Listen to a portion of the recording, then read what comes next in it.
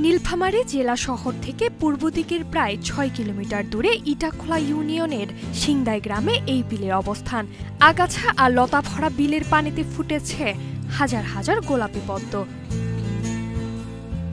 প্রাকৃতিকভাবে বেড়ে ওঠা লাল ও সাদা পদ্ম ফুল বিলের সৌন্দর্যকে বাড়িয়ে দিয়েছে।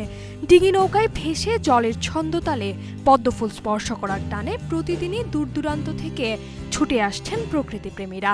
পানিকে বরাবরই ভালোবাসি, ফুলকে ভালোবাসি, বারবারই ছুটে আসি এই ফুলের দিকে, এই পানির দিকে। ওকে দেখাই পদ্ম ফুল দেখাইলাম, শিখলো যে এইটাই পদ্ম ফুল। ভালোই লাগলো, মনোরম পরিবেশ, ঘোরার মতো সুন্দর জায়গা।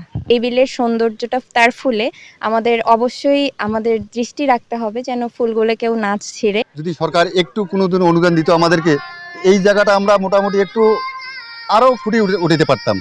পদ্মবিলটিকে সংরক্ষণে যথাযথ ব্যবস্থা নেওয়ার আশ্বাস দিয়েছে স্থানীয় জেলা প্রশাসন।